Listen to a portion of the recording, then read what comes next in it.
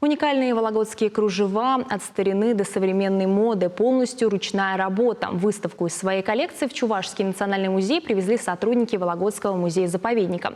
Экспозиция уже покорила города России и Западной Европы. Теперь она доступна чебоксарцам. Чем необычна техника вологодских мастериц, и отчего кружева с севера требуют держать осанку, расскажет Наталья Егорова.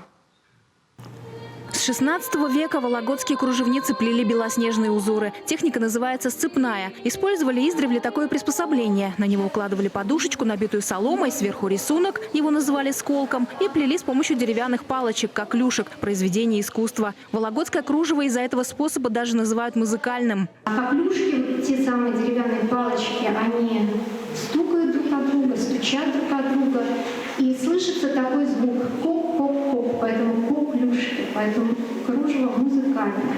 У каждой мастерицы были свои авторские орнаменты, в основном природные: растения, цветы, птицы. Встречались и элементы архитектуры. Так, в музее-заповеднике сохранились уникальные полотна с изображением усадьбы Бринчаниновых с образцами северного деревянного зодчества.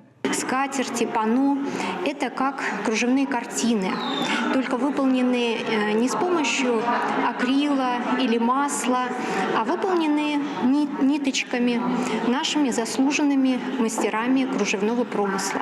Как правило, мастерицы использовали лен, белоснежный или неотбеленный. Из-за упругости и красивого блеска его называли еще северным шелком. Благодаря этому кружева еще долго сохраняли свою форму и могли радовать обладательниц не одно столетие. Даже европейские модницы охотились за вологодскими кружевами. Начиналось все с мастерицы, а уже в 19 веке в окрестностях Вологды была основана первая кружевная фабрика. Сегодня промысел сохраняют как частные мастера, так и на производстве. Там, кстати, изделия стоят дороже. Ажурные предметы одежды и сегодня востребованы. На свадьбах их используют невесты, и современные модницы таким образом добавляют шика в свои образы.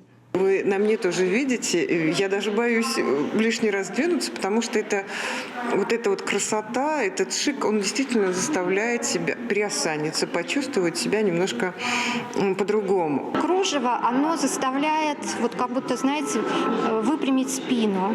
И подача такая должна быть. Ты не идешь, ты уже плывешь. Впервые в Поволжье можно увидеть уникальные фондовые экспонаты Вологодского музея-заповедника. Около 70 предметов кружевного искусства. Это стало возможно благодаря нацпроекту «Культура». В его рамках также произойдет обмен выставками между музеями. В декабре жители Вологды увидят уже нашу экспозицию «Народ в серебряном одеянии». Наталья Егорова, Вадим Владимиров, Вести Чувашия.